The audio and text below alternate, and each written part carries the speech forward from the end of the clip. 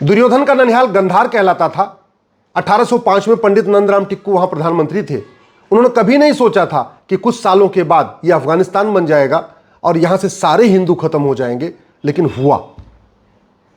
महाराजा रणजीत सिंह पंजाब के राजा थे। उन्होंने कभी नहीं सोचा था कि पंजाब के दो टुकड़े हो जाएंगे और आधे पंजाब से जो पाकिस्तान बन जाएगा वहां से हिंदू, जैन, बौद्ध, सिख खत्म हो जाएंगे, लेकिन हुआ।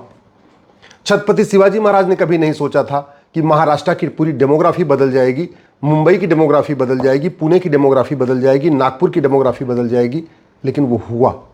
रानी अहिल्याबाई होलकर ने कभी नहीं सोचा था कि इंदौर में, भोपाल में, उज्जैन में लव जिहाद होगा, बहन बेटियों को फंसाया जाएगा, लेकिन वो हो रहा है।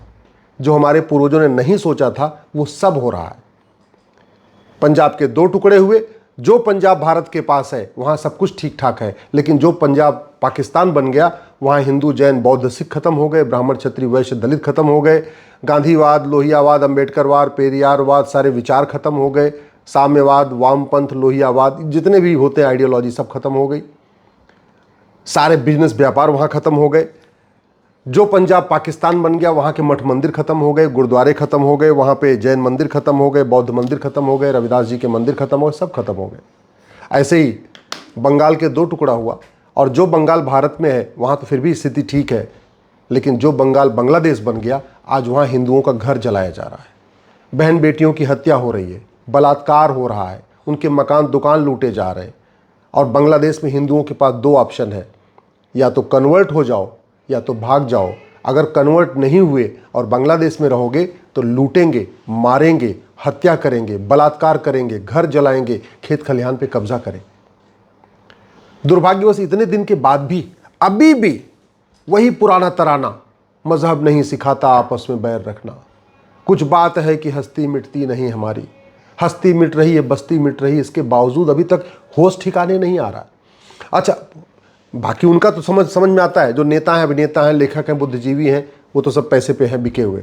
आम जनता की आंख नहीं खुल रही है। अभी भी आम जनता नेताओं के, अभिनेताओं के, लेखकों के, बुद्धिजीवियों के भरोसे बैठी हुई है। मुझे एक चीज़ बताओ, पाकिस्तान का विभाजन 1947 में हुआ तो सबसे पहले नेता, अभिनेता, लेखक, बुद्धिजीवी भागे थे या वहाँ के लोगों की मदद किए थे? ये अभी 2025 में जब बांग्लादेश में हिंदुओं का घर जल रहा है, कोई नेता, अभिनेता, लेखक, बुद्धिजीवी, पत्रकार, कलमकार, चैनल, यूट्यूबर, कंटेंट क्रिएटर उनकी जाके मदद कर रहा है या लोग अपना घर बचा रहे हैं? ऐसे ही 25 साल के बाद जब भारत में आगजनी शुरू होगी, सामूहिक हत्या शुरू होगी, नरसंहार शुरू होगा, बलात्कार शुरू होगा, जो 1947 में शुरू हो रहा था, जो कुछ हो रहा था वो सब 2047 में शुरू होगा। तो आज के नेता, अभिनेता, लेखक, बुद्धिजीवी, पत्रकार, कलमकार आपका घर बचाने नहीं आएंगे। सबसे पहले वो खुद ही भाग जाएंगे, और जो नहीं भाग पाएंगे तो वो अपना घर बचाएंगे, आपका घर बचाने तो नहीं आएंगे। इसलिए मैं कह रहा हूं, दल गुलामी छोड़ दीजिए। भारत बहुत बड़े खतरे पे है। दुनिया में सबसे ज़्यादा मदरसे भारत में खुल रहे हैं, दुनिया में सबसे ज़्यादा मरकज़ें भारत में खुल रही हैं, दुनिया में सबसे ज़्यादा लव जिहाद भारत में हो रहा है। 1000 बेटियां प्रतिदिन लव जिहाद का शिकार हो रही हैं, और ये रोका जा सकता है। मैं गारंटी के साथ कहता हूं 100% लव जिहाद रोका जा सकता है, लेकिन उसके लिए नियम कानून बदलना पड़ेगा। भारत में लैंड जिहाद हो रहा है।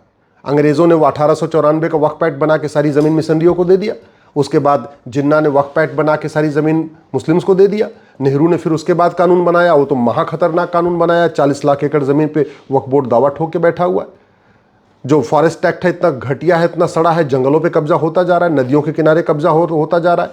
कानून घटिया है, इसलिए आर्मी कैंट एरिया के बगल में, एयरफोर्स स्टेशन के बगल में, बंदरगाहों के बगल में, हाईवे के किनारे, एक्सप्रेसवे के किनारे, रेलवे लाइन के किनारे कब्जा होता जा रहा है, झुग्गियाँ बनती जा रही हैं। और फिर भी आप शांत होकर बैठे हुए हैं, तो फिर आपसे बड़ा कोई दल गुलाम नहीं है। और फिर ध्यान रखिएगा, अपनी बर्बादी के लिए आप जिम्मेदार हैं। अगर आप अभी भी अपने सांसदों से मिलके, विधायक से मिलके जाके नहीं बता रहे कि आपके अगल बगल क्या हो रहा है, क्या स्थितियां बन रही हैं, क्यों इस तरीके की चीज़ें हो रही हैं, इनका समाधान क्या है, अगर आप जाके नहीं बता रहे तो अपनी बर्बादी के लिए आप खुद जिम्मेदार हैं। ड्रग जिहाद इतनी बुरी तरीके से फैला हुआ है, ऐसा कोई स्कूल, कॉलेज, यूनिवर्सिटी नहीं है जहां पर ड्रग नहीं पहुंच रही है, जहां ड्रग नहीं फैलाई जा रही है। आपको क्या लगता है ये ड्रग की समस्या लाइलाज समस्या है? आपको क्या लगता है ड्रग की समस्या ये विश्वव्यापी समस्या है? मैं गारंटी के साथ कहता हूं, 1 साल के अंदर भारत ड्रग फ्री हो सकता है। 1 साल के अंदर, साल भर के अंदर 100% लव जिहाद बंद हो सकता है। साल भर के अंदर अवैध निर्माण बंद हो सकता है, लैंड जिहाद बंद हो सकता है, और साल भर के अंदर भारत ड्रग फ्री हो सकता है। 1 ग्राम आपको यहां गांजा नहीं दिखेगा, 1 ग्राम आपको चरस हीरोइन नहीं दिखेगी, ये मैं गारंटी के साथ कहता हूं। ऐसा कानून बनाया जा सकता है, लेकिन हम सीख ही नहीं रहे, बातें करते रहते हैं। लोहा लोहे को काटता है जानते हैं, लेकिन उसके हिसाब से कानून नहीं बना रहे। सब कहते हैं न रहेगा बांस न बजेगी बांसुरी, इससे ये बातें खूब करते हैं, लेकिन ये जो अपराध हो रहा है इसका बांस कहां से है, वो बांस कैसे खत्म होगा, ये बांसुरी क्यों बज रही, उस पर काम ही नहीं करते। भगवान श्री राम ने कहा भय बिन होय न प्रीत, उस सिद्धांत को लागू नहीं कर रहे। भगवान कृष्ण ने कहा सठे साठ्यम समाचरित, उस सिद्धांत को लागू नहीं कर रहे। एक इंटरनेशनल साजिश के तहत पूरे देश में पॉर्न वेबसाइट खुलती चली जा रही है बड़ी तेजी के साथ। तो पहले हमारे यंग जनरेशन ड्रग में एडिक्ट हो रही है, नशे में डूब रही है, और उसके बाद पॉर्न में एडिक्ट हो जा रही है, ब्लू फिल्में देख रही है, अश्लील फिल्में बन रही हैं, अश्लील सीरियल बन रहा है, अश्लील जो है OTT पे और भी चीज़ें आ रही हैं। क्यों ये रोकी नहीं जा सकती क्या? अश्लीलता रोकने के लिए कोई हमें चंद्रमा पे जाना पड़ेगा, मंगल पे जाना पड़ेगा? अश्लीलता रोकने के लिए कोई हमें अग्नि मिसाइल या ब्रह्मोस मिसाइल रोकने चाहिए क्या? सिंपल कानून बनाना है। समझ में नहीं आ रहा कानून क्यों नहीं बना रहा है, किसके प्रेशर में कानून नहीं बन रहा है, क्यों नहीं इसके ऊपर चर्चा हो रही है? अरे और कोई चर्चा करे न करे, लेकिन आपके बच्चे, आपके रिश्तेदार, आपके नातेदार नशेड़ी हो रहे हैं, ड्रग में डूब रहे हैं, पॉर्न में डूब रहे हैं, आप तो आवाज उठाओ ना, सोशल मीडिया पे आवाज उठाओ, सांसद से मिलके बोलो, विधायक से मिलके बोलो। आप नहीं बोलोगे तो कौन बोलेगा? भारत में बहुत बड़े पैमाने पे इन्फिल्ट्रेशन जिहाद चल रहा है, घुसपैठ जिहाद हो रहा है। 6 करोड़ घुसपैठी आ चुके हैं, और मैं कह रहा हूं NRC के जरिए अगर घुसपैठियों को पहचानेंगे, NRC फेल हो जाएगी। असम की NRC फेल हो चुकी है। 100, मैं कह रहा हूं 90% घुसपैठी अपने आप भाग जाएंगे, केवल कानून बनाना पड़ेगा। अगर हमने घुसपैठ को राष्ट्र की सुरक्षा के लिए खतरा घोषित कर दिया, देश की एकता अखंडता के लिए घोषित कर दिया, घुसपैठियों के मददगारों पे जिस दिन हम NSA लगाना शुरू कर देंगे, UAPA लगाना शुरू कर देंगे, वेजिंग वॉल लगाना शुरू कर देंगे, देशद्रोह गैंगस्टर लगाना शुरू कर देंगे, जिस दिन घुसपैठियों के मददगारों की 100% प्रॉपर्टी जब्त करके नागरिकता खत्म करना शुरू कर देंगे और उनको आजीवन कारावास देना शुरू करेंगे, सारे घुसपैठी अपने आप भाग जाएंगे। घुसपैठियों के मददगारों पे कार्रवाई ज्यादा जरूरी है, घुसपैठी अपने आप भागेंगे। वो 10-20 घुसपैठियों को ढूंढ ढूंढ के कोई फायदा नहीं है। 6 करोड़ है यहां पे। आप केवल घुसपैठियों के मददगारों पे कार्रवाई करो, घुसपैठी भागेंगे। धर्मांतरण कोई लाइलाज समस्या नहीं है। 1500 परिवार पर डे कन्वर्ट हो रहे हैं। 1500 परिवार का मतलब जानते हैं आप? 10,000 हिंदू पर डे कन्वर्ट हो रहे हैं। इसका मतलब साल में 40 लाख हिंदू कम हो रहे हैं। स्वामी विवेकानंद जी कहते थे हिंदू जब कन्वर्ट होता तो हिंदू कम नहीं होता, हिंदुओं के दुश्मन की संख्या बढ़ती है। और यही कड़वी सच्चाई है। जो कश्मीर में हमारी बहन बेटियों का जिन्होंने सिंदूर उजाड़ा, वो सारे कन्वर्टेड हिंदू हैं। ये अफजल गुरु, बुरहान वानी, अजमल कसाब, जितने भी अलगाववादी हैं, जितने भी कट्टरपंथी हैं, जितने भी जिहादी हैं, जितने भी जमाती हैं, चाहे वो PFI हो या और भी संगठन, ये हैं क्या? सब कन्वर्टेड हिंदू हैं। ये Arab, Dubai, Kuwait, Bahrain, Abu Dhabi से नहीं आए, सब यही हिंदू थे। कोई ब्राह्मण था, कोई क्षत्रिय था, कोई वैश्य था, कोई दलित था। कन्वर्जन इतना बड़ा खतरा है, फिर भी कन्वर्जन कराने वाले मिशनरियों, घुसपैठियों की फंडिंग हम नहीं रोक पा रहे। फंडिंग रोकना की कोई इतनी बड़ी समस्या है क्या? फंडिंग तो 6 महीने के अंदर रुक सकती है, और धर्मांतरण मैं गारंटी के साथ कहता हूं 100% रुक जाएगा 6 महीने के अंदर। बस सठे साठ्यम समाचरित भय बिन होय न प्रीत, इस सिद्धांत को अपनाना है तो फट से रुक जाएगा। भारत में किडनैपिंग जिहाद हो रहा है। आदिवासियों के बच्चों को किडनैप किया जा रहा है। जो बिहार के, झारखंड के जो बेचारे लेबर का काम करते हैं, मजदूरी करते हैं, वो जाके घर बनाते रहते हैं, लेबर का काम करते रहते हैं, झुग्गी में उनके बच्चे किडनैप हो जाते हैं। पुलिस ढूंढ नहीं पा रही। एक केस आया था, 75,000 बच्चे किडनैप हुए, झारखंड के, आसाम के, बंगाल के, बिहार के, और 75,000 बच्चे जाके केरल में मिले, यतीम खानों में मिले। उनका खतना हो चुका था, उनका नाम बदल दिया था, उनको कन्वर्ट कर दिया गया था। भारत में कन्वर्ट करने के लिए किडनैप किया जा रहा है, किडनैपिंग जिहाद चल रहा है। क्यों चल रहा है?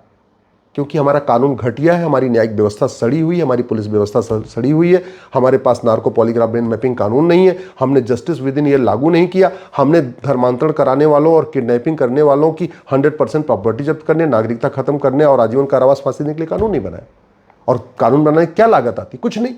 हाईवे बनाने, एयरपोर्ट बनाने, रेलवे बनाने, सब कुछ बनाने की लागत आती है। कानून बनाने की कोई लागत होती है क्या? नहीं। तो फिर क्यों नहीं बन रहा है? ये आपको पूछना चाहिए अपने सांसद से, ये पूछना चाहिए अपने विधायक से। भारत में एजुकेशन जिहाद चल रहा है, जगह जगह मदरसे खुलते जा रहे हैं, जगह जगह जो है मरकजें खुलती जा रही हैं, जगह जगह मिशनरी स्कूल खुलते जा रहे हैं। क्यों? माइनॉरिटी के नाम पे। हमने माइनॉरिटी कमीशन बना दिया, माइनॉरिटी फिर मिनिस्ट्री बना दिया, मजहब के नाम पे नियम कानून शुरू कर दिए, मजहब के नाम पे। तो किस बात का संविधान रह गया? संविधान का तो मतलब ही एक देश एक विधान होता है। क्यों नहीं हम माइनॉरिटी कमीशन को खत्म कर रहे हैं, क्यों नहीं माइनॉरिटी फिल्म इंस्टीट्यूट खत्म कर रहे हैं? और नहीं खत्म करना, कम से कम माइनॉरिटी को डिफाइन तो कर दे भाई। सेट कर दिया कि भाई पूरे देश में जो 1 लाख से कम जिसकी जनसंख्या होगी, जिस कम्युनिटी की, वो माइनॉरिटी कहलाएगा, नहीं तो सब मेजॉरिटी हो गए। सेकुलर, जब भारत को सेकुलर डिक्लेयर कर दिया, फिर माइनॉरिटी मेजॉरिटी क्यों? फिर minority commission, minority film institute क्यों? फिर माइनॉरिटी स्कूल, मदरसा, मिशनरी स्कूल क्यों? फिर मॉन्टेसरी स्कूल क्यों?